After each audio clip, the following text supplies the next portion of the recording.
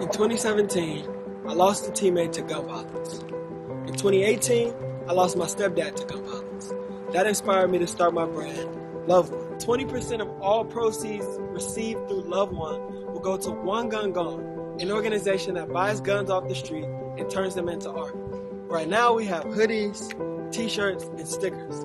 Eventually we'll have hats, socks, and anything else that you can wear. To buy Love One products, go to loveonecompany.com.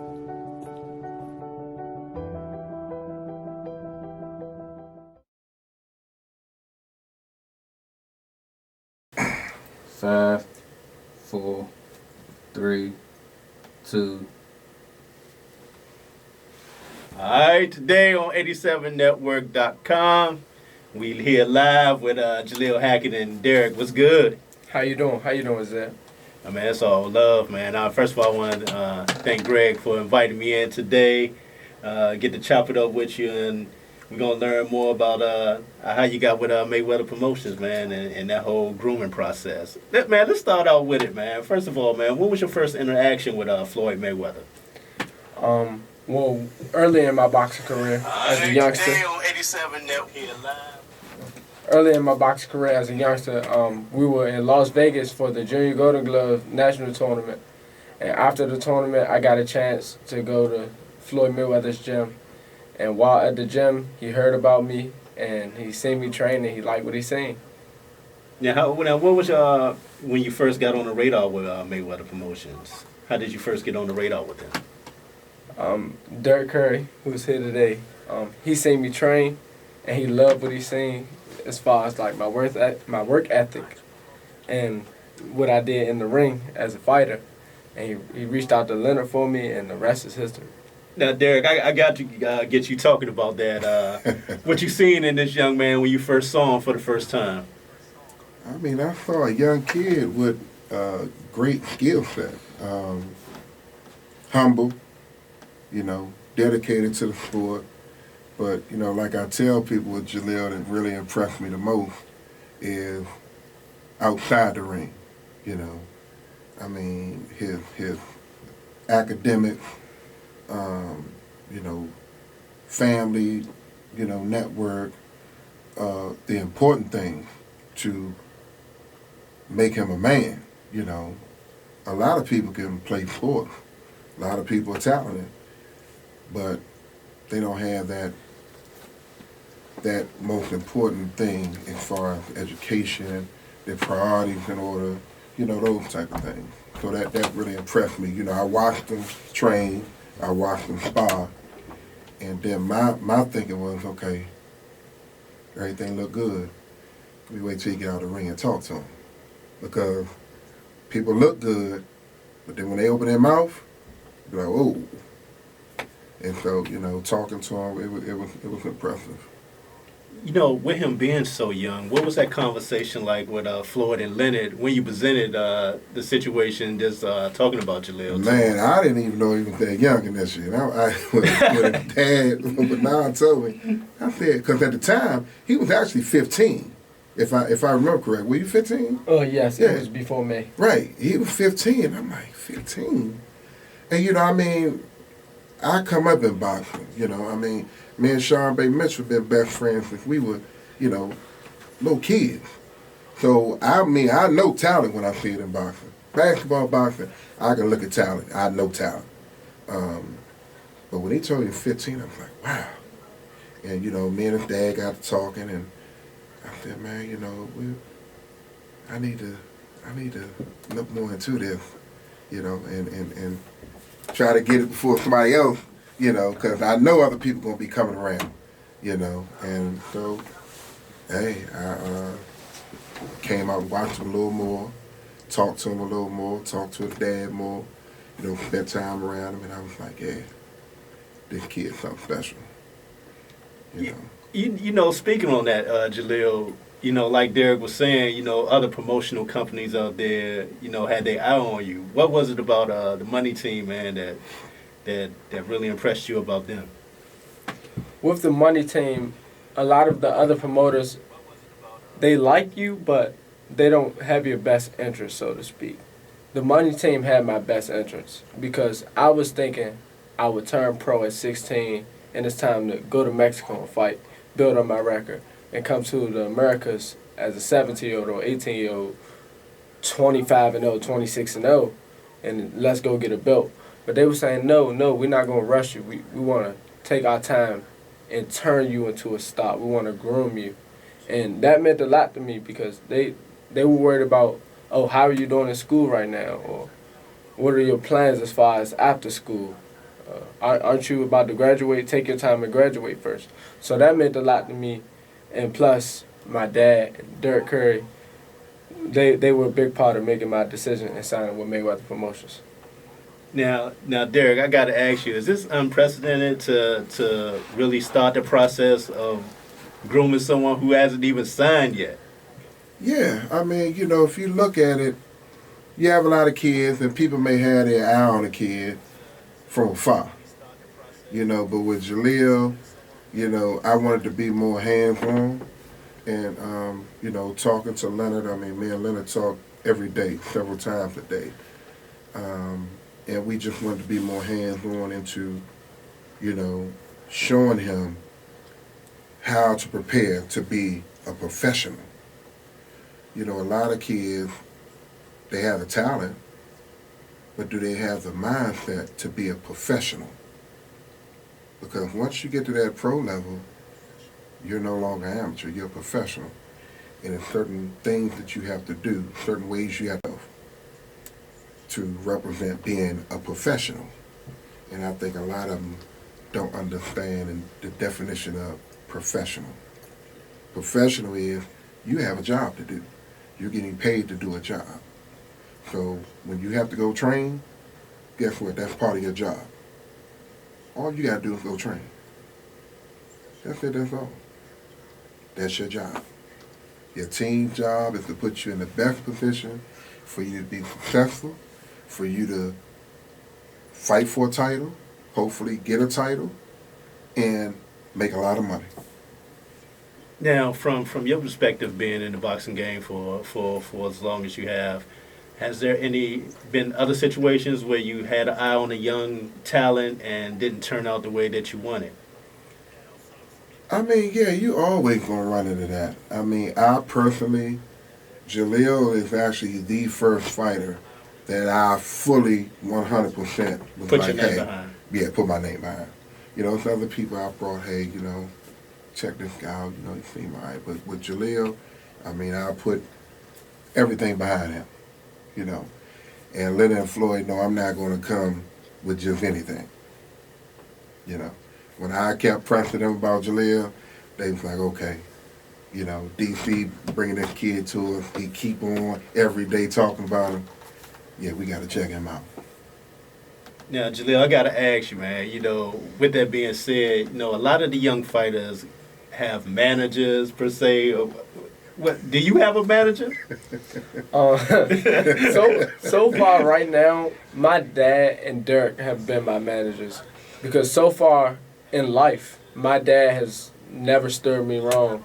And he's guided me to the point where I've won national championships and I've been out of the country and fought for my country and medaled at these different tournaments. So if he hasn't steered me wrong yet, why go away from it? Mm-hmm. So yeah, that's Derek and my dad are my managers so far right now. Now, one of the things that you did, Derek, was take him to Chicago. Talk about that experience, taking him to Chicago. What, the good experience of it or the bad one? We'll stick with the good one. No, it was a good experience for him to go, particularly, be able to train, be able to have a media day and meet and greet at Martell Griffin's gym. Martell Griffin is a very respectable fighter. To me, may even be a Hall of Famer. They opened us with welcome, open arms. We had a ball. Jalil had a good time training. Things didn't work out on the other end as far as us going to the fight and that sort of thing. But, things happen. But, my main thing was for him to get the experience, get the exposure, have people from other areas, meet him, recognize him, and remember his name. And I think we accomplished that. Now, with that being said, Derek, I gotta ask, man. Going back to the summer, when I first met Jalil at Tank's pro debut. I mean, Mon Diamond Mall. At the Mon Diamond Mall. Right. Not pro debut, but his heavyweight fight there in front of his home crowd Right. in Baltimore. Uh-huh. How did that link up with Jalil winding up being one of Tank's sparring partners? Man, I mean, it all fell together. It all made sense. I mean, I brought Jalil down there, introduced him to Calvin and them, and, they saw the hype that was going on, and they knew that me and Leonard stamped him, and so they was like, hey, bring him down. So me and Leonard was like, look, we need to get him down in the camp with Tank. Because at the time, I mean, Tank didn't have too many sparring partners, really.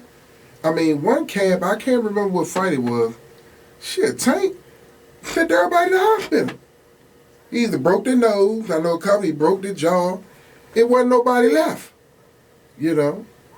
So when Jalil went down there, I mean, he did his thing, and I mean, Tank respected him because Jalil ain't back down from him. Jalil ain't, Jalil pressed him. He's like, I'm here to do a job. And I mean, he did good. I mean, he did very good. I mean, for them to call him back and say, hey, and Tank even said, man, I want him back. He's my number one guy. And for Tank to say that, that's a lot. That means a lot. It means a lot. I gotta ask you, Jalil. The first time around with Tank, remember we had talked about when you had got that cut. What's good, people? I'm out here. Oh, up there. that's yeah. Hey, how it feel to get that work in, big dog? Man, I feel real good. I'm getting good quality work. We're gonna bring it. There ain't no BS or none of that. Now, what made your way up there for the training and workout, man? Because last time we talked, we were at the Javante Tank Davis homecoming press conference. Yeah. And remember, I was talking about that, the invites to come up here for the camp. So what made you come up for the camp? After the press conference was over, we talked to Calvin. Calvin said, man, we definitely want you up here for the work leading up to the fight. So I was like, man, why not? Hey, man, how's the work been so far, man? Great. I've been getting lovely work, man. All dog work. All dog work? Yeah. All right, I'm out here with Jalil Hackett. Just got finished sparring rounds with Tank, man. How do you feel, man? Good, man. Definitely a different level of work, man. See, I got a little cut. Explain that to people, man, when you say different level of work. Different level of work. It's different between working with a world-class amateur and a world-class pro. Big difference. Speed is different. Reaction time is different. A lot of things are different. Just from your quick sparring session, how many? That was 4 rounds, right? Yeah, that was 4. What did you learn from the session today? Reaction time is different. It's a split-second reaction time. You always got to stay set, ready to fire. Hey, man, for 16, man, you put in some work in there, man. I appreciate it, man. Hard work, man. And I appreciate the hard work and dedication that you putting on, man. All the time. All the time, man. And you see, man, you don't play boxing, man. You can't play this. You got to do this. Well, believe me, he handled his own out there, man. Good job in there, man. Always. All right, man. If you're trying to do something in life, get with somebody that's in that field and talk to them to help you get where you're going at. It's like a counselor. And I guarantee you will see results. I got to ask you about one young man before I wrap up, because I'm going to go actually see him later on, and that's Jalil Hackett. Oh, man, Jalil, he can't wait. He came to me and thanked me. He said, man, he learned so much in the period of time that he was down here. But Jalil always had it. He a hard worker, him and his dad, you know what I'm saying? Anybody asked me anything about him, which they have, you know what I'm saying? I gave him nothing but praises because I know he's going to do the right things. Yeah. And then after that, man, it was like you really just held your own after that, man, and just really did your thing in camp. And like Derek said, Tank was like, look, bring him back. Yeah.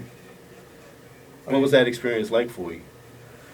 The first camp, right? The first camp. So the first camp, it was all about, I feel, in my opinion, it was all about proving myself, because this is a world championship camp, and I was just turning 16. I'm going into this camp like, man, oof, I don't know. But after the first day of sparring, I'm like, man, I got to dog out. I just got to dog out, keep working, because one bad day and they could be like, let's send this kid home. He's not ready for this. Just a lot of hype. So I went in there with the mindset of, I'm going to do whatever I got to do, whatever I got to push him around, I got to get rough, whatever I got to do to be like solidified in this camp. And I did so. You know, after that camp, did Tank have any words of advice for you after the camp? And he said, keep being me. Simple as that. That's how he put it. He said, your bully mindset in the ring, just keep that up. Because in the pros, a lot of these guys talk a good game. They seem real tough outside the ring. But you get in the ring with them, not a lot of them. They can't stand under what you put them through. Now, what was it like the second time around the camp? Second time around, everybody was a little less. They was a little less like tense. Everybody was a little more calm, a little more joking. I ain't gonna say the sparring was a little easier because we were still in there bumping, but yeah, you can. I don't really know how to describe the second camp. The second camp was it was a regular camp. Mm-hmm. Yeah. So in other words, you know you got your feet wet the first time around, so you came back a lot more comfortable. Yeah. And you know, it's kind of funny because, you know, Coach said, man, put it on them. They really wanted you to really lay your body weight and everything. Yeah, they were telling me that a lot. And then the last day, Coach Calvin made it known. He was like, man, today's your day. He said, you the big brother today. And I said, man, it's time for me to go work on him. I don't want to make Calvin mad. He going to put me out of camp if I get to going easy. You know, with that being said, man, from my knowledge, you're probably the first boxer to be groomed by Mayweather Promotions, even before being signed. What is that like, knowing that, and to your knowledge, and for you, Derek, to your knowledge, do other promoters do things like that for a fighter even before they're signed with them? Not to my knowledge. Yeah. Not to my knowledge, you know. But, you know, different promotion companies run companies different ways, you know. You know, we look at it more of it's a business, but, you know, you look out for you got to look out for your fighters, you know. And you got to, it's not just about boxing, you know. What about life after boxing? What are you going to do there? What do you have after you leave the game? You know, what can you take with you? Some fighters, unfortunately, once their career over, that's it. You know, but with Jalil, I mean, the key is making him a world champion and making him a boatload of money. And once he retires, he's set financially. Let me ask you, Jalil, how is it for you being guided by Mayweather Promotions? What's the experience been like for you for these past couple of months now? It's been a very great experience knowing that this is rare. Because as far as I know, I've never seen any young fighter guided by any promotional company prior to being signed. So it's a great experience for me because I'm getting to see the ins and the outs of boxing, both inside and outside the ring, behind the scenes. So it's been a great experience, and I can't wait till I turn pro. I gotta ask you, what is it like going to the fights, man, and just really meeting the people? And right now, a lot of the different promotional media outlets out there are out there really noticing you right now. Go ahead. It's been real great knowing that not too long ago, these same media outlets that I was looking at, and I'm seeing them get all these views and stuff.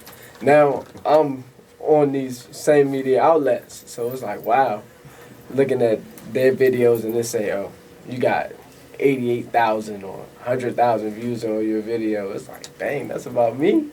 So it's like, yeah, it make me feel good. Like, you getting the fruit. I'm getting the fruits of my labor now, so to speak. Yeah, you are my biggest viewership right now on the ropes, even over all the professional fighters, which was very shocking to me, man. It's like you really have a fan base out there, and they cannot wait to your first professional fight, man. So that has to be a lot of excitement for you.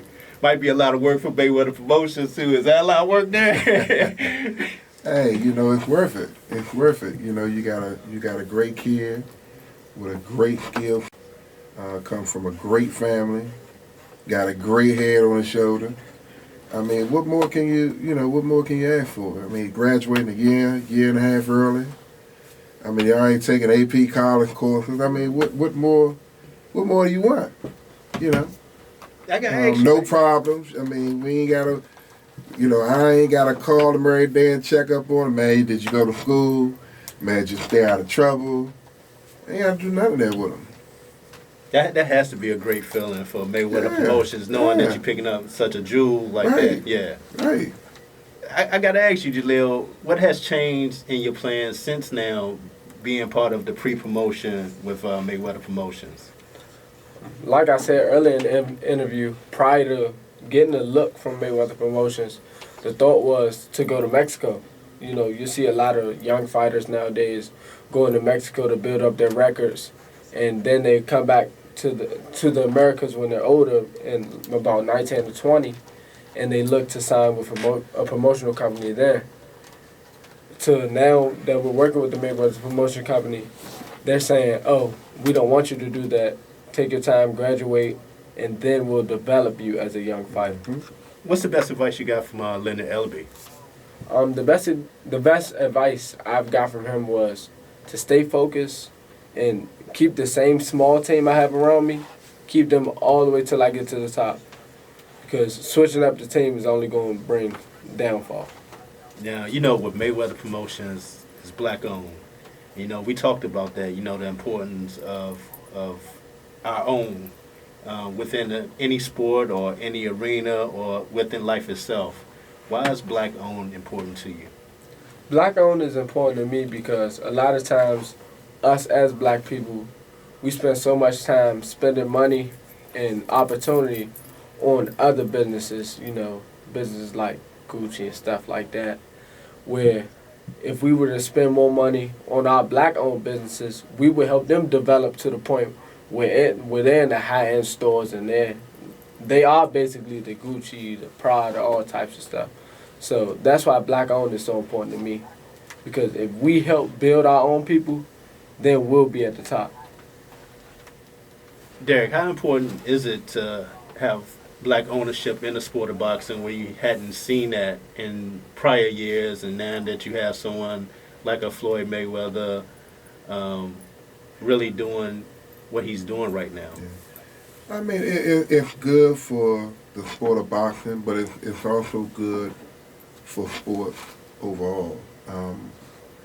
You know, coming up, and I've been around boxing for a long time, dealing with different promotion companies, different promoters, you know, when I was with Sean Bay. You know, everybody don't have your best interest. I mean, let's face it. It's a numbers game, it's a money game in some people's, mind. But, with Mayweather Promotions, I mean, you won't never hear anybody state facts and talk bad about Mayweather Promotions.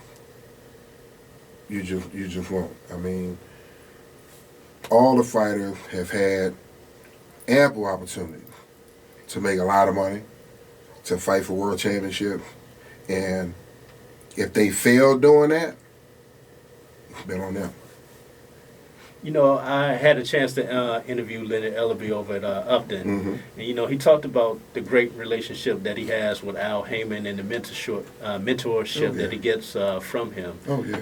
Why is that relationship so important between the money team and Al Heyman with the PPC? I mean, with Al and Leonard, I mean, it was a match, and Floyd, a match made in heaven. I mean, you got three great minds. You got Floyd with the boxing mindset. That you got Leonard with the boxing and business. I mean, Leonard has a degree in business. And then Al, I mean, Al been doing this, a lot of people don't realize, since the 80s. When I was 11, 12 years old, Al was doing concerts. He was the first person that brought Frankie Beverly and Mays to D.C.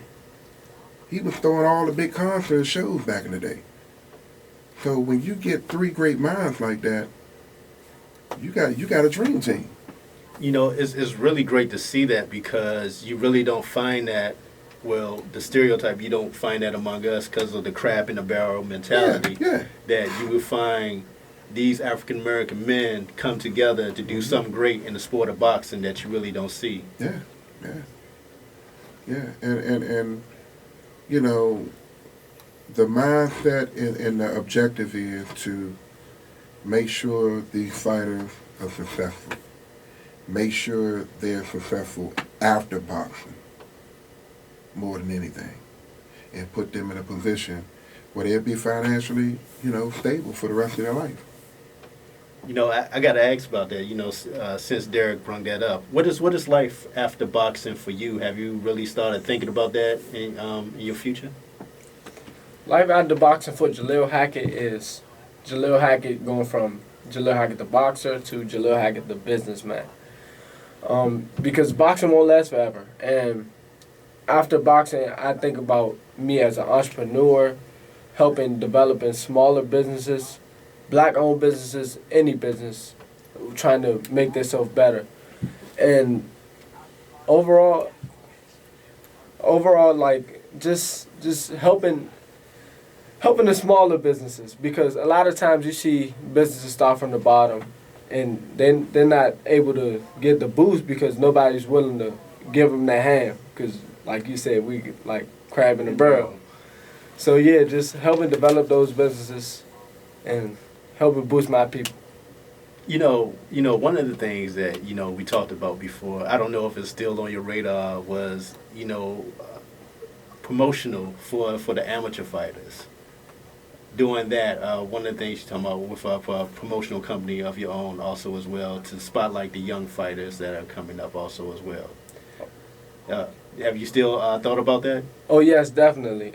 Major Hackett Promotions. I always thought that you would definitely at some point in time see another kid in my situation where they have extraordinary talent, but they're just young. So I would be able to give them that outreach, or I'll be that portal to get them from the amateurs to being a young prospect and to becoming a pro. Now I gotta ask you, man, what advice would you give these young athletes, man, that are looking to make that jump into the pros?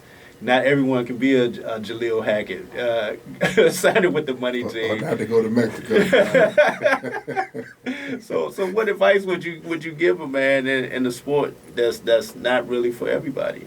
Making that jump from the amateurs to the pros, some of the main things I would tell them is the team that you've had around you from the time that you started boxing all the way to you about to make that jump, keep that team. And when it comes to signing into a promotional company, sign to a company that has your best interest long term, not the one that's going to show you what you want right then and there. They may give you $1 million the day you sign, but you signed a contract for 20 years and you stuck with only $1 million in 20 years. Compared to another company, they say, oh, we're not going to give you money immediately, but we're going to develop you. And over time, you'll have enough money to buy 1 million businesses.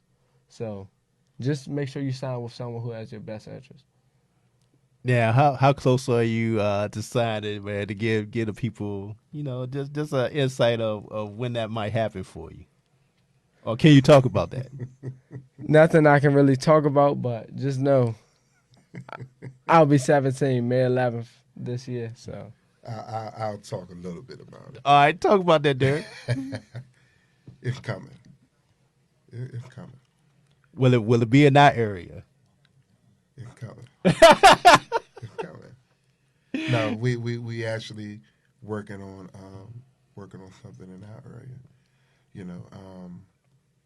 Jalil's done all the leg work in amateurs to prepare him to be a pro, prepare him to be a professional, and it makes sense for him to debut in front of his family, his friends, teachers, classmates, So we got something real special for him. We planning something real special for him. That's almost giving the people a little bit of breaking news there. You saying his pro debut gonna be in our area? Yeah, possible. Possible. Yeah, real possible. But it's gonna be nice. You gonna have everybody hit you up about that. It's gonna be nice, and it's gonna be a sellout. Possible venues yet? Yeah, we got a few. Got a few. Possible. We got a few possible. We working on. Me and Leonard working on a few things, but it's gonna be special. It's gonna be nice, and you never know, might be televised. That's major right there. To pro debut televised, has that even happened before? To your knowledge? As far as I know, I've only seen a few. I've only seen a few pro debuts televised, and I don't even think those were official debuts because the ones I'm speaking on actually were the 2012 Olympic team. They all fought on one card together, but the World Series of Boxing, I'm not sure if I'm right or wrong, is that considered pro fights? Are those considered pro fights? Yeah. The World Series. So yeah, no, I've never seen it. Never mind. Since they fought the World Series of Boxing prior to that card, those weren't their pro debuts. So, Now, yeah. Derek, I gotta ask you this, man, because them videos been coming out with Jalil sparring with professional boxers, man. Does that make your job harder to find a fight for his pro debut? Not really, because people gonna always jump out there and say, yeah, I can handle. So we not worried about that. But right now we just focus on staying in shape, keeping his weight right there where we want it, and when the time comes, he'll be ready. Speaking on that, because I guess a couple of weeks ago you had actually fought the Albanian who actually was on the card from. Did you see that fight, by the way? Oh yes, I did. It was a great fight. Great fight.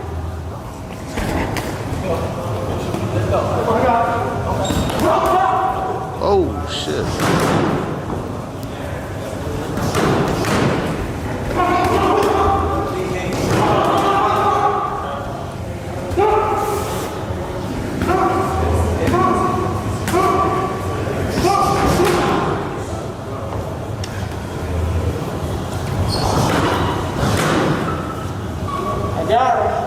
I got him. I figured his ass out.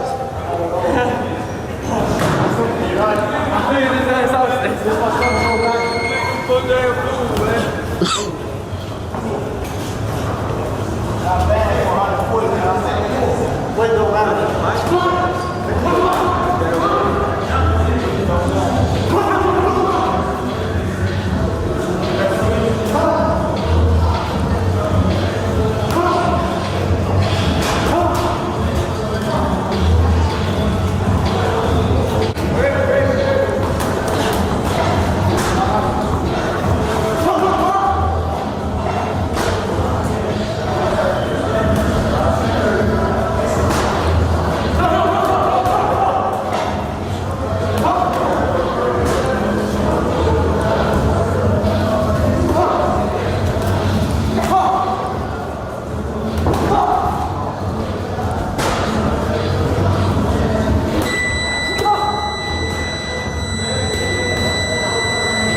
What was your thoughts on that, man? Knowing that you was in there with someone, man, who was actually an underdog and actually came out the victor.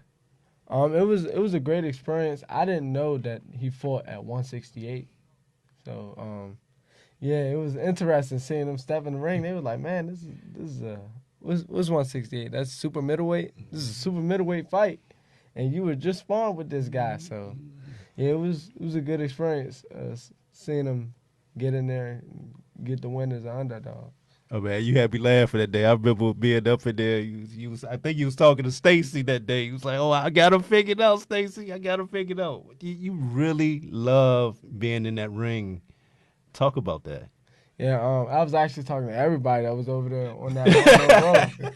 Because the first few people that sparred him, it was like he just kept everybody at a distance. He was really Awkward. sort of awkward. Dang.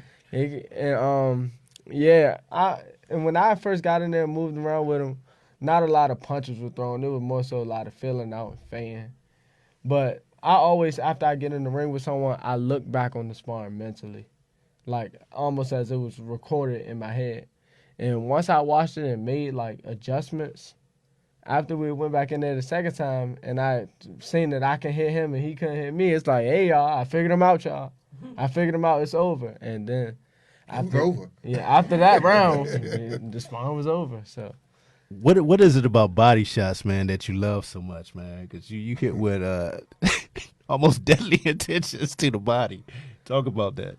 I feel like if you swing hard at a person's head, number one, I think that's the dumbest thing you can ever do. That's the smallest thing on his body. Well, yeah, that's the smallest thing on his body that you can hit legally. So touching the body, you break it down over time, they're going to slow down. And once they slow down, then you can try and hit them in the head. Them hands going to drop. Yeah, then you can hit them in the head. Then the head look bigger. Yeah. When them hands drop, that head get bigger. But until then, you just touch their body until them hands drop. And then slow down. But and with a fighter like that, any fighter, as long as you touching them, no matter where you touching them, just touch them. Your time will come. Just keep touching them. What's your thoughts, Derek, when you see those videos with him getting in there with the pros and handling his own? Man, it's impressive. It's impressive, But we don't want him to burn himself out either. Okay. Sparring is good. Keep everything together, but you don't want to burn yourself out early. You want to wait till you're making them big bucks. To unload and. But you're making a name for yourself, no doubt about it. Because, Jalil fighting, some of the guys he in there with 15, 20 pounds, bigger than him. They men, and professionals. The guy, the Albanian guy, Jalil caught him with a body punch. That joker started walking back to the corner and, delayed reaction. And then this kid fighting on Showtime. Showbox, and actually upset one of our fighters.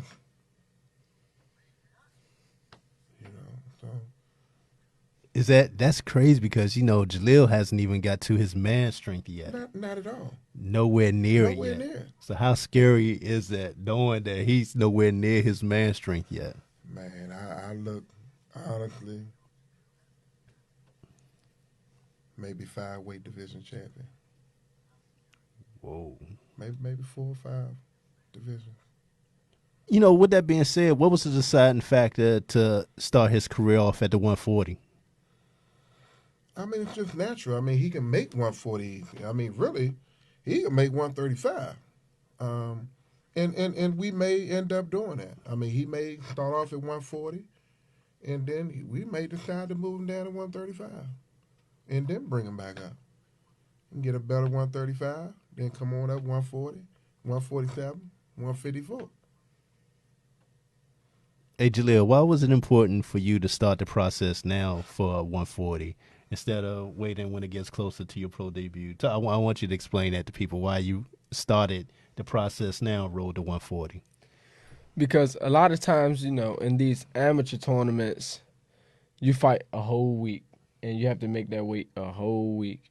And usually the amateurs, you wait until the last minute, based on a lot of other amateurs in my amateur career. You wait until the last month or 2 months to start cutting weight.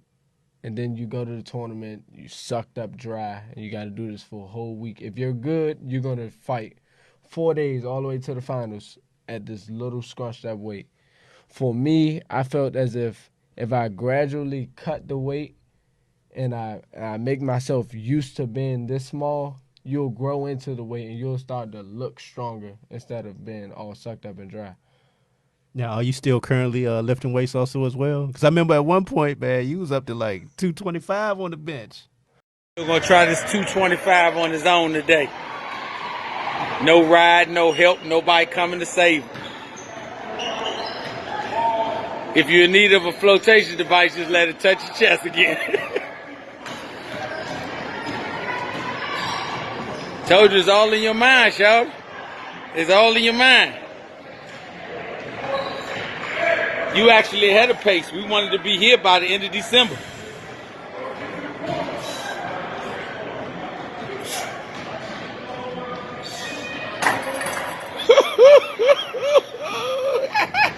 Yes, I'm still lifting weights. No, I'm not doing 225 anymore right now. Yeah, the biggest I go right now is about 200. 200, that's the max I'm doing the weights. Why is it important to incorporate weights in your workout? Because you gotta think, I'm a kid going in here with grown men, so I gotta. If I don't have my grown man strength yet, I gotta try and make something work. You gotta develop some strength because there's gonna be no excuses. You in there with grown men and you trying to figure out why you can't push them back. So yeah, developing it. Now I gotta ask: have you dreamed about or just thought about what your pro debut would look like? Oh yes, I think about it a lot. I daydream about it. I have dreams at night about it. And man, it can't come any quicker. Hey, a month almost slipped. I couldn't speak on the month or anything, but it can't come any quicker. What does the perfect pro debut for you look like? A showbox card, first round knockout. First round? Yeah. Oh, so you want to put them away early? I had a friend of mine from the amateurs, Vito. His debut, he had made sports in the top 10. And he was like number 6 or number 7. And I was like, man, I make sports and I want to be number 1 for my pro debut. So yeah. I gotta ask, man, who would you like to meet in the sport of boxing that you haven't met yet? And why? I don't think I will ever be able to meet him. Well, not think, but I know I'll never be able to meet him. Recipe to a soul, Muhammad Ali, because I actually got a glove signed by Ellie Schaefer's. Ernie Schaefer's. And he was talking about his experience fighting Muhammad Ali. And I often watch Muhammad Ali's interviews and stuff, and some of his fights too. And he was just a glitz and glamour guy, but along with the glitz and glamour, he can fight. So it's like I would definitely want to meet him just to talk to him, just not only as a fighter, but just as a person. Now, I got to ask about this, too, because I actually did an interview with Jalil in a 180-degree sauna. All right, man, I'm up here with Jalil, man. We in the sauna, man. You got to get my interview when I get in there. You see, you got the box roll, man. That's crazy. Just at the top. All right, man, so we was together earlier today at Upton. Now this your second round of working out, man. Talk about it, man, because you did some water work today in the hot pool and now here in the sauna, man. Yeah, it been good, man. Before I did the water work, I actually got my run in. Just a quick little 4 miles in. After I got my 4 miles in, we're going back and forth between the water and the sauna. So yeah, work been going good. All right, man, I appreciate your time. I'm burning up in here right now, man. Put this. See that 180 on that toe? What are you talking about? This is 100 degrees. I'm like 120. Man, that thing said, what you it's talking foggy. I can't really see it. Flip it over, Jalil. I got to show people how I was sweating up. Hey, man, I'm Zeb sweat like a slave. Zeb got on jeans too, y'all. Yeah, look at that, man. Zeb ain't pulling off my hands. Hey, I told Zeb he gonna come in here and fall out. That daggone sweatshirt, that thing say 180. He got on sweatshirt, he got on the rose hat, he got on them tough skin jeans, and he got Converse. Shit. What? He gonna be in a pool of water. Oh, man. Gonna be wondering what in the world my grandfather did, man. No, man. But we doing it the right way. Like I said, we not crashing for nothing. You know, a lot of times you see boxers in the sauna, see them in the hot room or whatever. They crashing. They got a week. You know, they got to fight in 10 days. They trying to get off 8-9 pounds. For us, it's a continuous method. We know where we going. We know where we trying to be. So it wasn't like, let's lose tomorrow. You got video footage when he was in the 170s. Mm-hmm. Now you could physically look at the difference, and he in the 150s now. You know, they could tell us right now, you gonna fight in 8 weeks. He'll make 40 with no delay. But being able to get to 40, you know, I told him every month we gonna weigh in, see where we at. April 1st, I want you to be 140. That way I know if we go up 5, 8 pounds, whatever, they give us a date, we ready. I tell them all the time, like my little cousin, Lil Man, he was a Marine. He said, man, you don't have time to get ready. You're supposed to be ready. When that clock go off, you gotta go. And that's the mindset, we try and take in everything. I notice a lot of times fighters of different calibers, different abilities, they make excuses when they know it's gonna take me longer to get in shape. But the ones that's in shape, they never make an excuse. They be like, well, let it happen. Put it together, because they know where they are. If you're mentally cognizant of what you're supposed to do, where you're supposed to be, and how you're supposed to do it, it's almost impossible for somebody to beat you. Now, talent, along with hard work, can beat out just about anything. But if you're only using part of it, then it'll never achieve whatever. We don't have no fallbacks. I tell him, if you're going to get in the gladiator business, you got to take everything that comes with it. You're going to have good days, you're going to have bad days. You're going to have days when somebody put you on your butt. You're going to have days when you came out ahead. But that doesn't tell the makeup of you. It's how you rebound from bad days. I never set them up for failure. Saying we're going to be the next Mayweather and he's going to be 50 and over, that's setting him up for failure. We're just going to try to have the best career that we could possibly have and live with the outcome. Whew. Appreciate your time. We out. God. The worst mistake of my life, because I went in there with all my clothes on, about to die. They ain't got me in there yet. Talk about the extreme workouts that you go through, because I ain't gonna lie, that was a bad move on my part. I shouldn't have went in there. Thought you went to hell and back, huh? Yeah, I saw stars up in there. I was about to pass out. I was like, oh God, I'll be glad with this interview. I was like, all right, I gotta go, and I ran out of there. Talk about that though, the experience of the extreme workouts that you go through. If you follow me on social media, you often see when I go live when I'm in the sauna. Most people, if you know me, prior to the sauna, I'm usually doing like a 6-mile run or something like that. And these aren't regular runs where you just, little stroll in the park runs. These are 6-mile sprints, putting this treadmill on about 8.0, 9.0 with incline. And we're just going. And as soon as I get off the treadmill, go right to the sauna. No breaks in between, nothing. And we in there for about a half an hour, 20 minutes to a half an hour, just in there. If I'm not sitting down punching, I'm standing up punching, moving around, all that. So it's a push. With your work ethic, because you've seen it, Derek. Jalil up at 1 a.m. got his father and got him out there because he said, man, I just need to get some work, and went to the gym and started running. Why was that important for you to do that? What happened was, so we had went to the gym earlier than usual. And when you get your body set up to do certain things at a certain time, after we went to the gym, usually when I come home from the gym, take a shower, I lay down, and I probably doze off.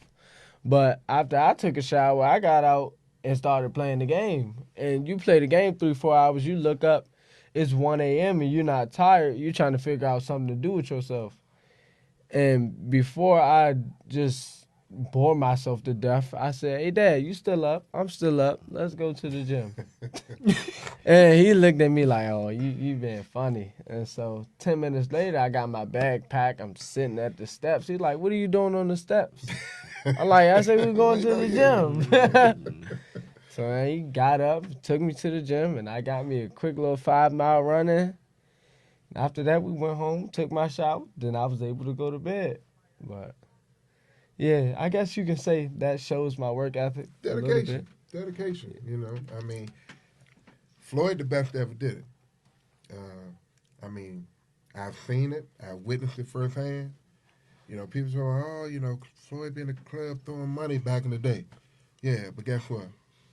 After he left that club, to the gym, and road work. Floyd don't drink. Never drunk alcohol, never smoked, did drugs, anything. So yeah, he would go to the club. Right after that club, he had a gym bag in the car, in the truck, going to the gym. The Madonna, when he fought Madonna the second time, I was back at the MGM, at the hotel, and I knew the next day would be a pretty busy day. We got the phone call, man, Champ want to go to the gym and work out. This may be 11:30, 11:45 at night. The fight was the next day. Like, going to the gym. The Champ got in there, it's like, man, I need to work on a few things. I don't feel right. Man, I didn't leave the gym to go back to the hotel till about 4:30 that morning, the morning of the fight. Floyd was still at the gym. Dedicated. Dedicated. Has those Perfectionist. Has those conversations ever come up about the young Jalil and the way he's way he's doing it right now? Yeah, he doing it the right way. Yeah. Because when he in the gym at 1 o'clock in the morning, any kid that's his age, where you think they at? They either home in the bed, they either out in the street doing something they shouldn't be doing, but he in the gym, mastered his craft. That's dedication. At his age, most people his age don't have that mentality. They just don't.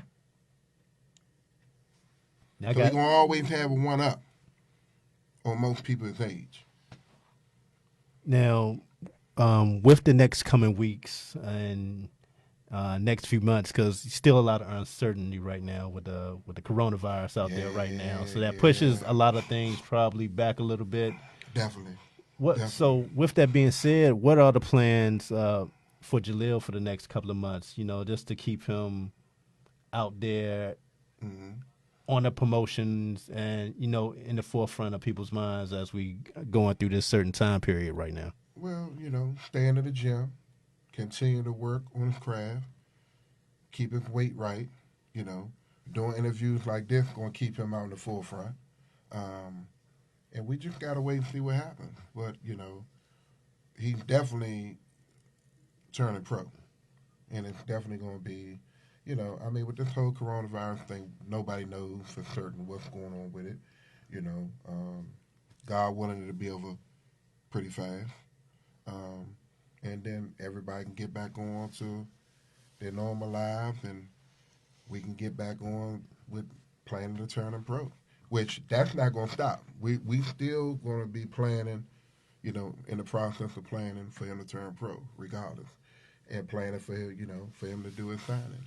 So that's still going to be all in the works, Now I got to ask you, Jalil, talk about the importance of your dad in this whole process and what he means to you.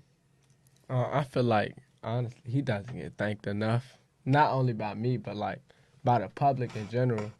Because I look at a lot of comments and stuff where people say, oh, this kid's a superstar, this kid's this kid's that. But it's rare that I see, for about every 100 comments, I probably see 10 people say, man, his dad is doing a great job developing this kid. So I feel like he doesn't get thanked enough.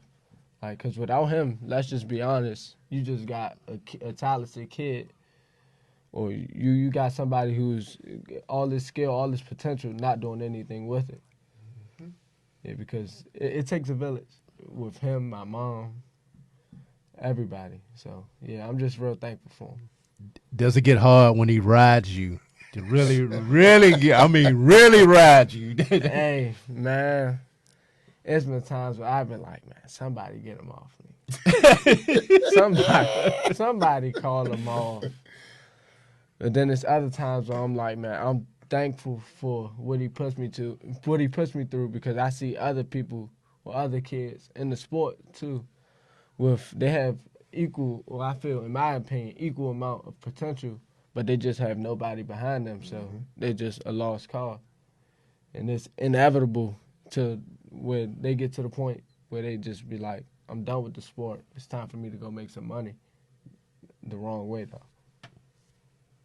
What keeps you away from negative influences out there, being so young? Because even when you're young, people make mistakes. Yeah. They hang with the wrong crowd. What keeps you away from the drama and just totally focused on what you have in hand, which is the goal of being a professional boxer?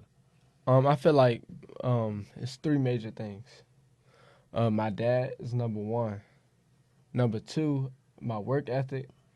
And number three, my interest in other things in life other than what the crowd is doing. If the crowd is wanting to go hang out in the streets all night, I'm going to go play the game all night. If the crowd want to go to a football game or something, I may go, but at the end of the day, when they go branch off and do whatever they doing, whether it's doing whatever type of drug they want to do or anything, I'm going in the house or I'm going to the gym. It's always about me doing what I feel is the smart move. Even if you want to do something else, it's about doing what's best for you. And that's what keeps me away from all the bad stuff. What was it like to get that first care package from the money team and to put the gear on and be like, wow, man, it's really happening? I remember when I first got it, it was like, oh, here go your little bag. And I was like, oh, I probably got me a little shirt or something like that. But it was a nice package. Yeah, it was a nice package. And, that night I remember one time I just put my shirt on with my hat and I just looked in the mirror. Like, yeah. Told all my friends, I was like, look what I got, y'all. They was like, man, how much you pay for that? I was like, not a penny. So, yeah, it was a real great experience. Once again, getting the fruits of my labor. Tell them what you did with the WBC belt.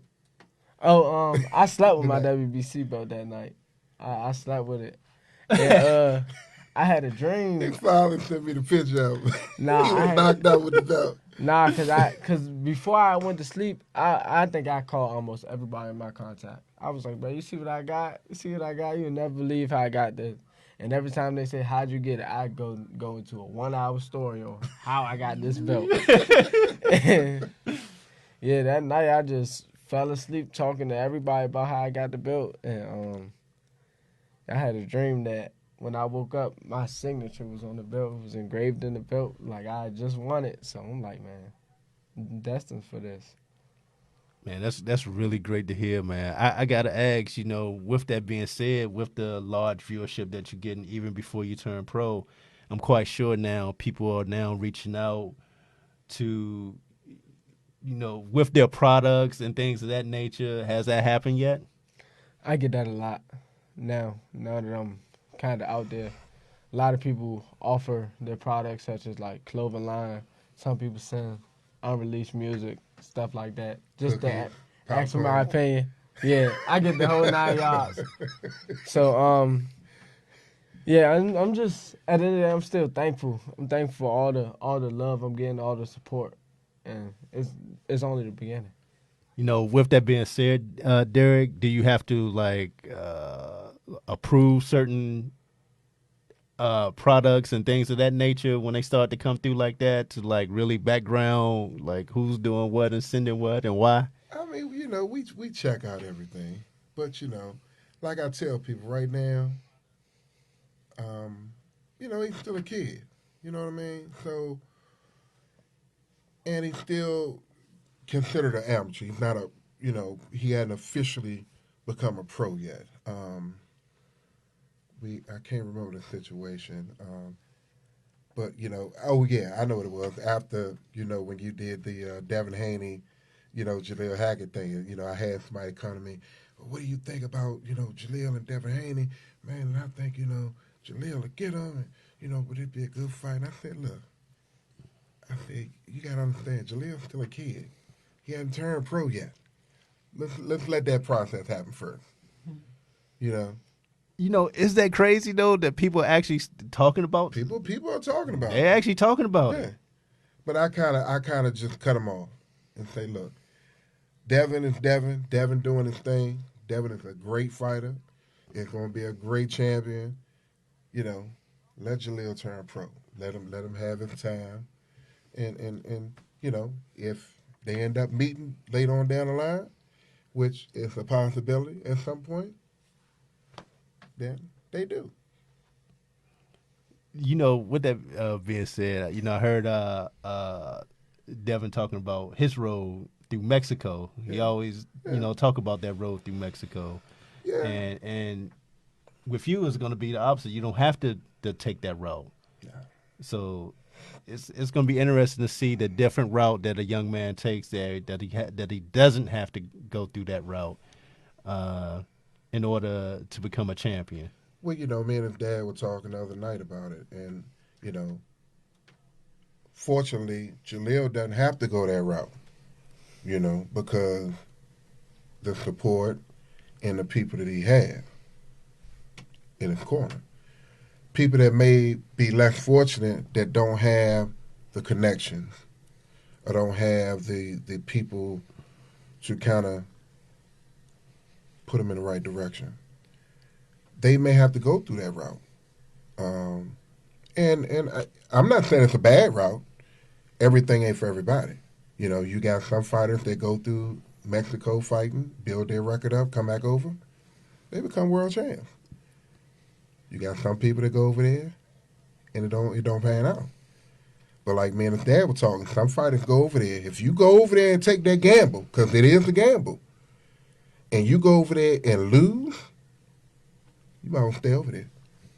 Because you ain't going to be able to come back over here and lost one or two fights over in Mexico against, might be somebody working at a gas station, and then come right back over here and try to solidify your career. It's just not going to work most of the time. But if you go over there and you keep winning, and come back over here, your record, you might. But in Jalil's case, he doesn't have to do that. We focus on him graduating, getting his diploma, and then moving him. With that being said, Derek, for someone who put his name and reputation on Jalil, do you see him being a major superstar with the money team? Oh, definitely. And I'm not just saying that because I brought him in. I'm looking at the whole picture, the whole spectrum, and not just the skill set, because it takes more than just the talent to be a superstar or mega superstar. Yeah, you got to have that, but you got to have more than that. I look at Tank. Tank has that.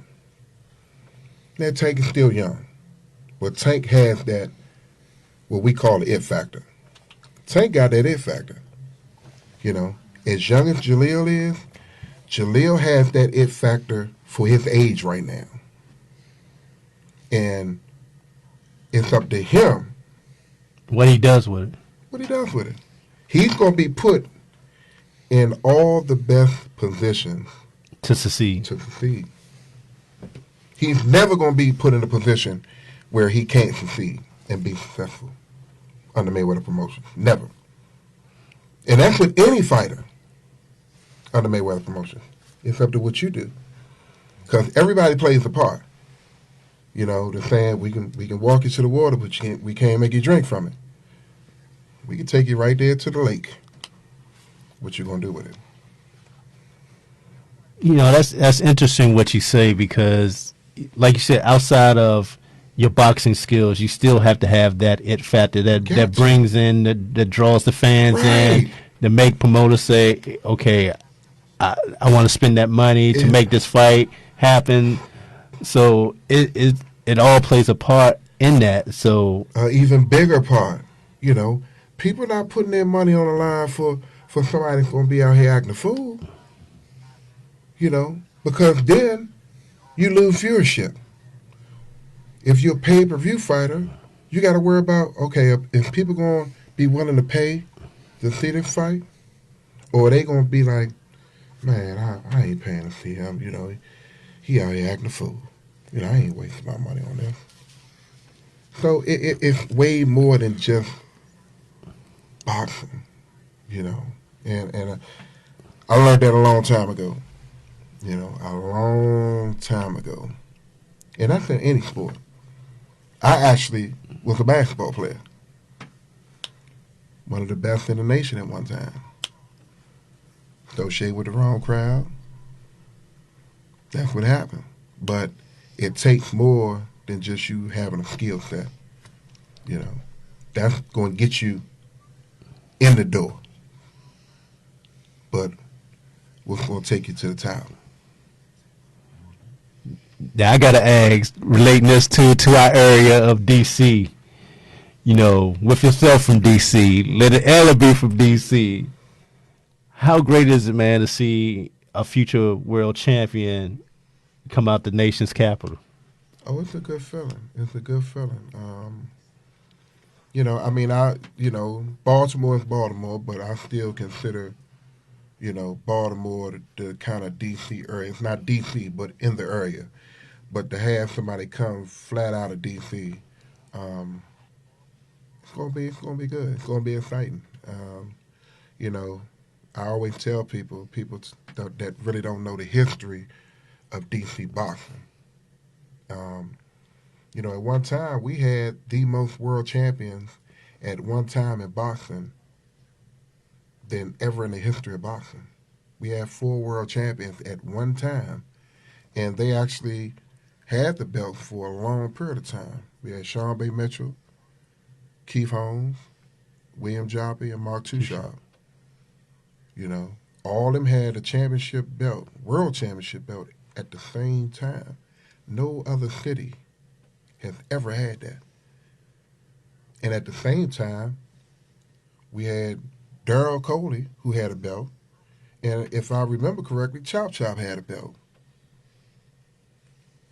So that's 6 people that had either a world belt or a belt title. Never happened before.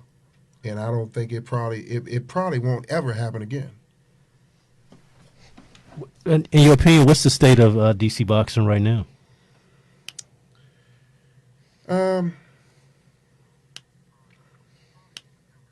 It needs overhaul. It needs overhaul. We don't have as many gyms as we used to have. Back in the day, you had gyms that everybody knew who the trainer was. Everybody knew the meaning of that gym. Now, anybody and everybody opening up a gym. Oh, I got a boxing gym. Come over here and train. And you have a thing now where, and don't get me wrong, yeah, you recruit people to come over to this gym, but now if somebody upset with this person or this trainer, everybody leave and go to another gym. It's a lot of gym hopping. And sometimes you got to leave where you at, depending on the situation. A lot of politics, but that's just how it is. But it needs some work. But it's a lot of talent in D.C. A lot of talent. But, again, you got to have more than talent. You got to have more than that. And that's why I say Jalil got the it factor, because he has more than that. I had a fighter came to me, like, look, man, I want you to work with me. I want you to help me, kind of grow my career in the right direction. It's about maybe 4 or 5 years ago. And he a pro now. Actually, top, I think he ranked number 10. I don't say no names. But had a good skill set. But at the time, and, I always check in and see how he doing with different people. He's grown up, doing well. But you got to have more than just a skill set for people. You got to look at it. People are investing in you. But if they can't invest in you, and you're going to be a disappointment outside the ring, why should they invest in you? Speaking of that, Jalil, one of the things like we talked about earlier, black ownership. And for people that don't know, the gym that you're a part of, Athletic Republic, is a black-owned gym. Talk about that relationship and how that got started with yourself and Mark of Athletic Republic. It got started when the gym had originally opened. When they first opened, I went to check the gym out because, most of us know it as run and shoot. We went to go check out Run and Shoot, and it was more than that now. It was actually a facility where they built athletes. They develop athletes. And I wanted to be a part of that. And once they seen what I was about, and they actually seen me fight because fights were hosted at Athletic Republic, they were like, we want to be a part of this. Not so far as controlling you, but partnership. So we got together and we developed like a bond, and the rest is history. Working in there with Coach Mark, you have the athletic coach, footwork coach, Coach Kia, and all the other coaches in the gym. Man, it's just a great atmosphere. You in there with football players, basketball players, boxers, lacrosse players, soccer players, all athletes trying to make themselves better. So yeah, it's a great environment. You know, within the next few months, as you get ready for your pro debut, what's some of the things that you want to work on the most in preparing for your pro debut? The two most important things to me in my opinion, it should be for any boxer, is your conditioning and your feet work. Because at the end of the day, an in-shape fighter is always a great fighter. Because as long as he can push, he can control the pace and push the action, he's in control of the fight. If you're not in control of the pace, you're just going along with whatever's going on in the ring. Now, Derek, with that being said, how often would you like to fight Jalil in the beginning? I mean, he young. If it was up to Jalil, he would probably want to fight every month. But you know, we gonna take it slow, but we gonna keep him active. You know, me and Leonard really haven't talked about that yet, but you know, we plan on fighting him. I mean, he's going, you know, he's gonna get his share of fighting 30 years. That's for sure. Yeah, he gonna get his share. You know, he gonna be satisfied. He'll be satisfied. Well, will the young Jalil get one of his shots on one of those take pay-per-views? Oh yeah, no doubt, no doubt. It'll only be right. You know, definitely. That's already in plan. I mean, we know Tank won him, you know, on a card with him, and we definitely want him. So I mean, it would only make sense, you know. And hopefully, you know, we'll be back at Royal Farms again with Tank fighting at home again at some point, possibly. Even in Atlanta. I mean, that fight in Atlanta, man, that was a who's who. That was Black Hollywood. I mean, they came out. Dressed, everything. Man, they came out, man. Smoking the air like a club. I've been to Atlanta many times, but man, they made a black man proud. I mean, just looking at everybody, you know, man, they were dressed up. It wasn't no jeans and tennis shoes. Man, everybody came out with their best. Everybody. How proud of a moment was it for you, knowing it was a Money Team production? Oh, it was a proud moment. I mean, you know, of course we knew we were going to have good numbers, but I mean, just the way they came out and supported and enjoyed it. With a bowl game a block away. Right. The LSU Tigers was playing that night. Man, let me tell you something. We were trying to get to the fight. And, man, usually we'll get there, you know, when we supposed to be there. But I'll never forget, man. Me and Leonard was in the guy was driving, our driver was driving, and we were stuck in so much traffic, and we were like, man, we got to get there. And at one point, we were like, man, we ready to get out and walk, because traffic was just so bad.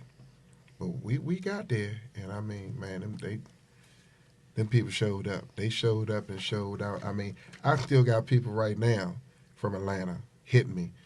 Man, when y'all coming back again? Kenny Smith, my man Anthony, he's actually a cameraman for Inside NBA, TNT.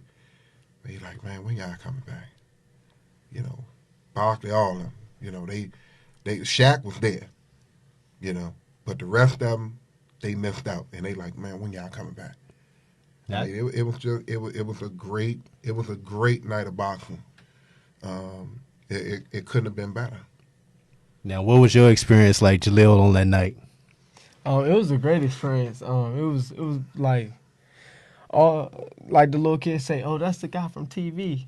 It was a million guys from TV that night. And, yeah, I got to meet a lot of these guys, take pictures with these guys, and surprisingly, some of these people knew who I were already. I even got to meet Shaq. You know, Shaq made me look little. I'm like, I knew he was big, but I didn't know he was this big. And yeah, it was a great experience. Also, I was, right by the ring, like inside the gate. Yeah, you inside. Yeah, you can't get closer than that. Inside the gate. The unbuyable seats. So, the buddy team definitely take care of you. Yeah. Definitely shout out to the buddy team. I ain't gonna never forget my first experience up in Baltimore, Man, literally 3 feet away, I'm next to Floyd. I'm like, yo, I can't believe this, man. Shout out to the buddy team, Kelly Swanson. I love them all. And Zeb, just to piggyback on the state of DC boxing, one of the things that, and I've talked to Sean Bay about this, I've talked to Keith, hadn't talked to Joppy, I talked to Mark about it. One of the things that would improve DC boxing, a lot of these gyms and a lot of these guys that are running the gyms, with the exception of Burry, because Burry know all them. Burry got a good rapport with Sean Bay, with Joppy, with Keith and everybody. These guys need to reach out to Sean Bay, Keith Holmes, William Joppy, Too Sharp, Darryl Coley, Todd Barnett. They need to, Andrew Council, they need to reach out to all these guys that's been there, because all them guys were successful. All them guys, Lamont, Anthony. But one of the things that's missing in boxing today, and a lot of sports with the kids coming up now, fundamentals. They not teaching them fundamental skills. Keith was actually talking about that. He said that was one of the things. But they don't reach out to none of them. And they would all be willing to come to the gym, help the kids out, talk to them, everything. He said that was one of the biggest things the fundamentals was missing. It's missing, man. Yeah. I got a little trouble with this, with natural. Well, it was controversy with the interview I did recently talking about the state of the Golden Gloves. Mm-hmm. How back then you had the top fighters in the area fighting in the Golden Gloves, where you don't find that now. Like, have you heard anything about the state of the Golden Gloves right now? I haven't. But it's politics, Unfortunately, it's politics. But they need to bring a lot of them fighters back into the forefront. It would really, really help. And they will be willing to do it. And they ain't looking for no paycheck. They not looking for none of that. They would do it for the love of the sport. I feel like the sport been happy, been good to a lot of them. I think, honestly, it would make amateur boxing as a whole better, in my opinion, if they went back to the old system where you could turn open at 16 and you could fight anybody who was up to 40 years old. That way, if they did that, you got to think, if you can turn open at 16, that means you can fight in the Olympic trials at 16, all of that, and it makes you eligible to fight in the Olympics, where a lot of the guys that were turning to pro at 16, 17 years old, now they're saying, I'm going to wait and see if I can make this Olympic team. Also, they're fighting the Golden Gloves as well. So, yeah, I think that one change would make American boxing good again. Wow, man. I really appreciate y'all time today. I want to thank. Oh, yeah. Let's see. We need to get to some online questions here. And while we got this small pause in the interview, on a serious note, honestly, I want to say rest in peace to Marquise Johnson, Mark Johnson's son. He died, was it a week ago? Yeah, almost a week. Almost a week ago. Rest in peace to him. Yeah. Deep condolences to Mark and the rest of his family as well. Yeah, He's definitely. real close to everybody in the city, so rest in peace. All right, first question I see is from Anitra Brooks, my wife. she wanted to know, Jalil. She said, "What has surprised you the most in this journey, the road to 140?" I'm not gonna say how easy it's been because that would be a lie. It's like it's coming down. I'm seeing myself look strong even though I'm getting smaller. I still feel strong compared to times where in the amateurs, you see a guy go from 20 pounds bigger than he usually is, and he looked like he about to die. I'm 20, 30 pounds smaller than I was in July of last year, and some people are seeing the difference, some people aren't, but I still feel strong. So, Yeah, I'm and it's just like surprised. your face not sunken in or anything like that, man. So that's why I was asking with the earlier question the importance of starting it now and not trying to take like 40 pounds off all within 1 month, where you just gradually doing it, so you're gonna be healthy getting into that ring. Yeah. Neck still looking like a linebacker.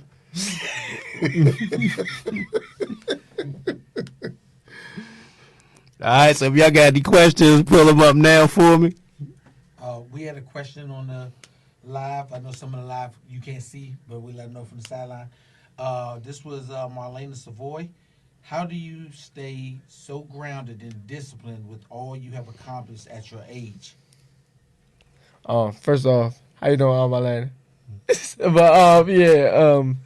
I think the thing that keeps me most grounded is the team that's around me. My dad and the money team. They always say it's bigger than what you see now. Even if you get put in a money situation, a small money situation, that's nothing because you're going to see 100 million more of those situations, and you always got to keep your cool even when it seems like the world is coming at you. The next question was from Edward Wilson. He says, "I'm a father with a son that's a boxer. Do you think your father's too hard some days during training sessions?" He can never be too hard, honestly. And if your son thinks you're going too hard on him, I don't think this is the sport for him because it's that push. You're gonna need a different level of push to be great in this sport because if you're not willing to be pushed or to push yourself, you're only gonna get but so far. Speaking on that, how hard was it? Because I was watching this session one night where you were in the sauna shadow boxing. How hard was it to get through that mentally, knowing your father was riding you during that time? That night, I usually do about 5 miles, a 5 mile sprint. But that night, I don't know what it was. I was just feeling a little bit better than usual. I did 8 miles in an hour. And after I did that, went straight in the sauna. And, I was going good, going strong for about 20 minutes. But since he said, since you stretched out the run, we're going to stretch out the sauna time. And I was cool with it until it got hot. It got hot in there real quick. And it's like, man, you started this, so you're going to finish it. And it was times where I was like, man, I don't want to finish.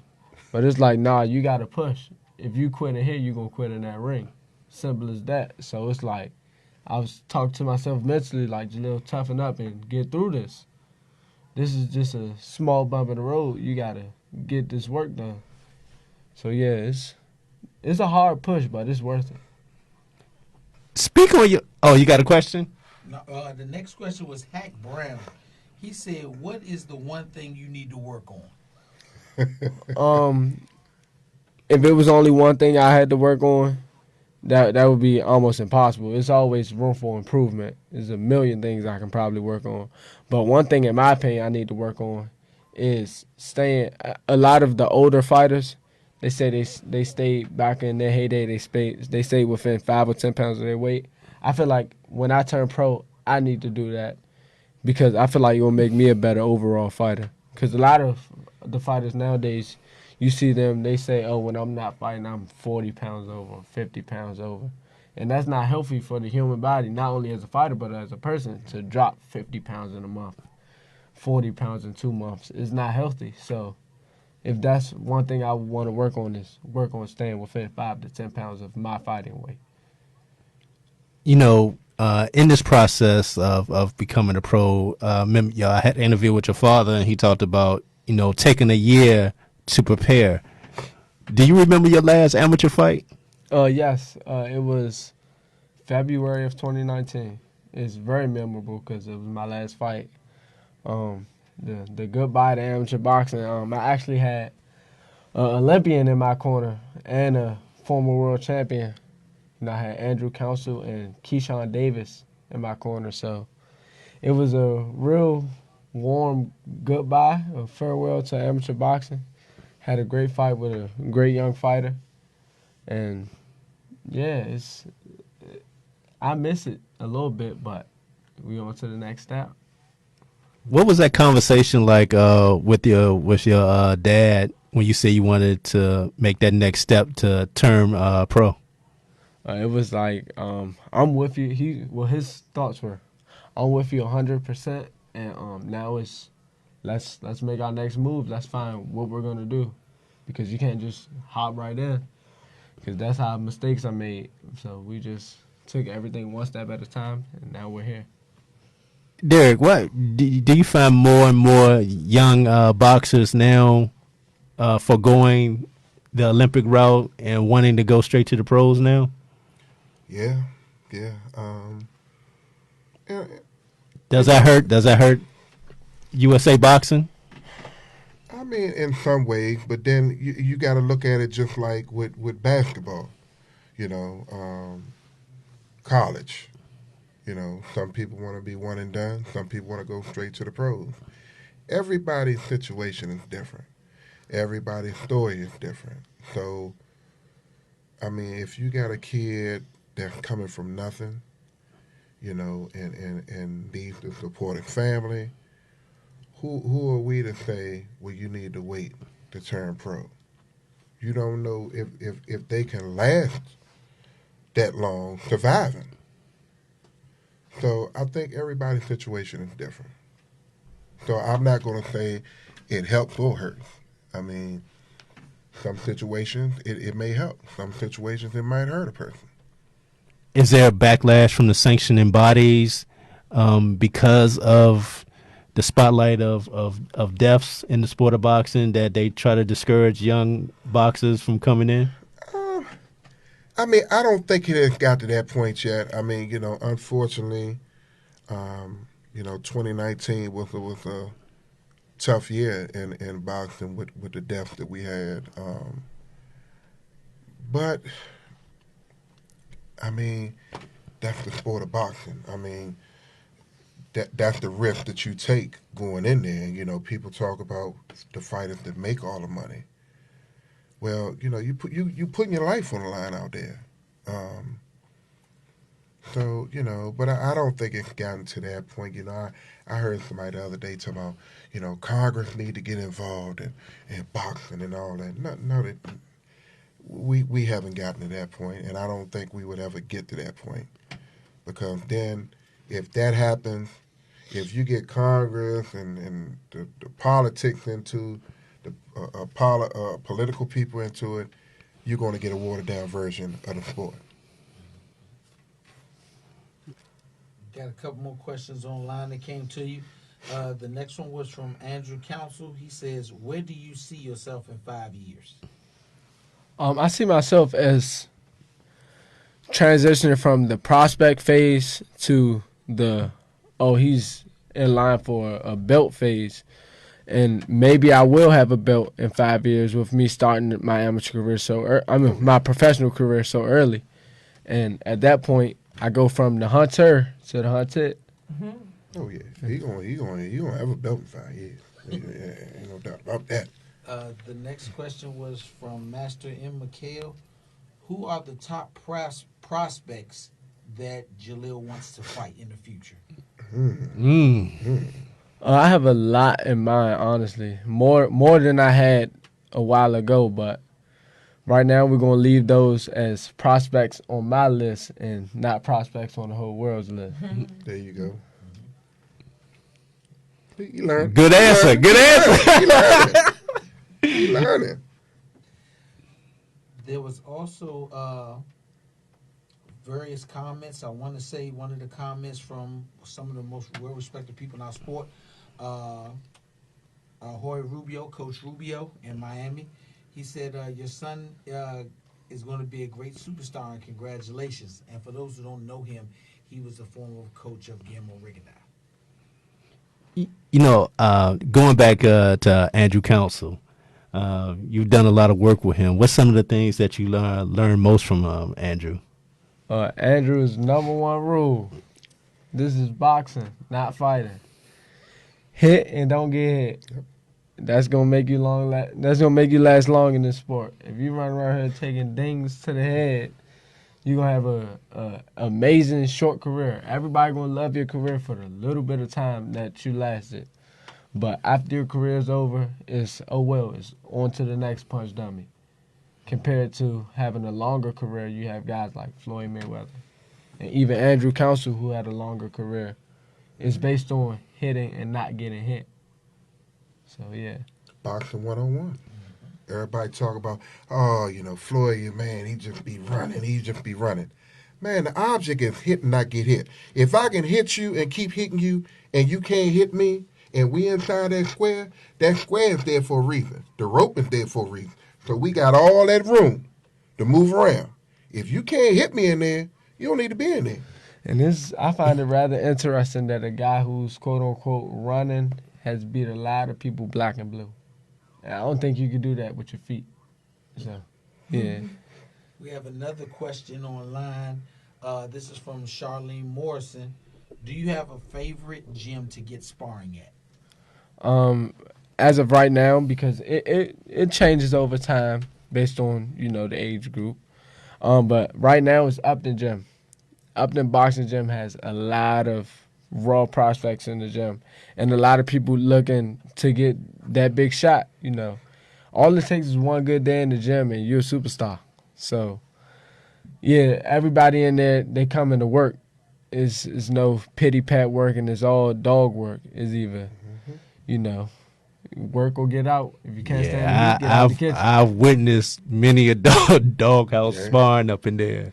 And it's speaking on that, Derek, y'all, the money team almost got like a pipeline to up there. Y'all signed a lot of up the fighters, man. Talk about that. Well, me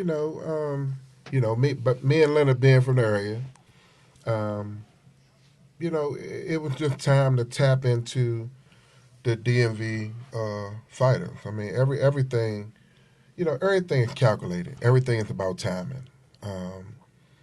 And now's the time that a lot of fighters from our area, Baltimore, Maryland, D.C., I mean, they coming to work, And I think in the next probably 3-4 years, it won't be like the D.C. where you got 4 fighters out of that same city. But if you want to say 4 champions out of the DMV, I think we would probably have 4 fighters out of the DMV as world champions in the next 3 to 5 years. Definitely. Charlene Morrison just said, "Hey, Baltimore, it's this Iceman's mom." And he's one of them. Shout out to Iceman's mom. And he's one of them. He's one of them that's going to be a world champion, hands down. Hey, ain't no doubt about it. That Malik, that's my guy. Speaking of that fight going to happen soon. Oh yeah. Oh yeah. Oh yeah. Ice and 6. Oh, Ice and 6. Ice and 6. It's gonna get real cold in that ring that night. Oh yeah.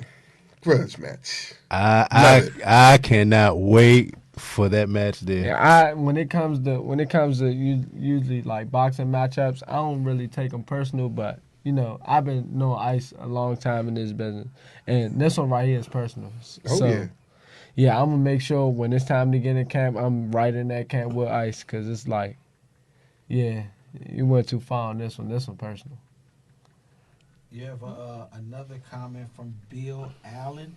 He says, "What do you think of Ali versus T-Rex?"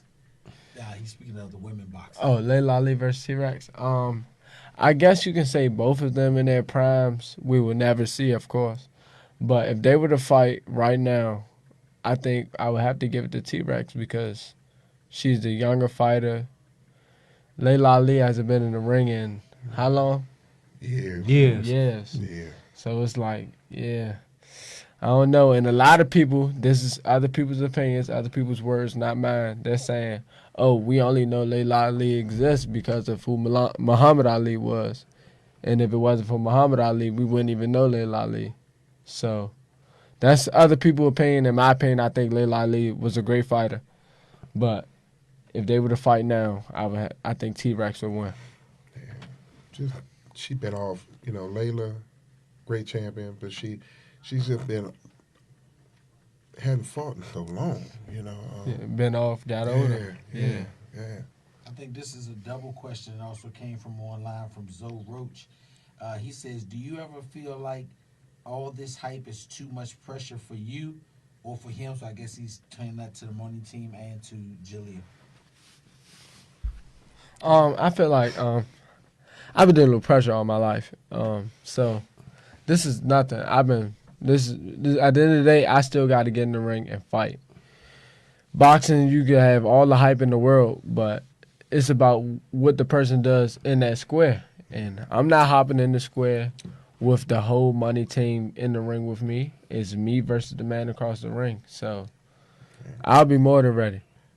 Yeah, and that's a great question because I've thought about that many times. We putting too much pressure on, are we putting them out there too much too soon?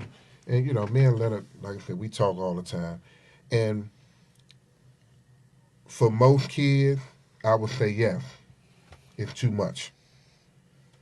But for Jalil, because of his maturity, his focus, I don't think it's too much for him because he's always humble about things. He doesn't, he's not looking at the wrong things for the sport of boxing. Like, you got like, man, I want to get all this jewelry. I want to get this car. I want to get that car. And me and Jalil talk, about, man, what kind of car you want? Well, And you know what Jalil said? Man, I want an E320 Benz. E320. So, I mean, he humble. So it ain't, all his priorities in order. But for most kids, it would be too much. It definitely would be too much. Yeah. We got any other online questions? Making sure we ain't miss nobody because we actually have people coming in with there's a lot of comments on here. People are really, I think the biggest thing we've seen on here is they're surprised that Mayweather Promotions is willing to take a gamble. Basically, and they're working with. They thought that he was signed. They're realizing that they're taking a gamble on a kid who they don't even own yet. So could that be something they would be worried about losing?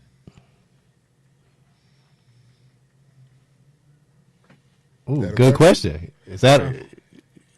I honestly think we're at the point where it's impossible for Mayweather Promotions to lose me, quote unquote, because we've came too far. We've developed a bond to where if you broke it, it would be like, come on now, why'd you do such a thing? In other words, your word wouldn't be your bond at that point, huh? Yeah. Because I was always told, once you do it once, you'll do it again. So, yeah. We got two more questions that came in. These questions are getting. This is crazy. We get close to the wrap up time too. Last two questions. The first one was from Juan Marshall. How has fighting internationally helped you get the opportunity to turn professional in the near future? The international experience has helped me develop as an overall fighter because in the Americas you see very similar styles. Once you fight one guy from one city or one state, you pretty much have the whole state figured out. Compared to fighting a guy from a whole different country, you don't know what to expect. You probably don't have any film on this guy. You've never seen him before. So you kind of going in there blind. And so that experience has really helped me develop overall as a fighter. What's up, Juan? My guy.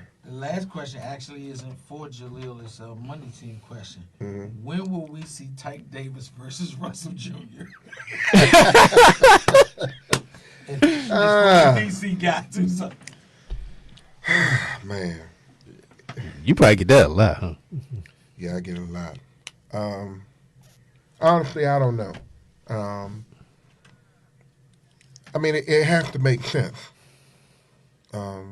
Number one, right now, Tank is the cash cow, hands down. You know, and he's gonna always be put in the best situation to shine, to make the most money, and to capitalize on his skill set. I mean, right now, you know, we focusing on, you know, the possibility of Santa Cruz, and then after that, we figure out what's next.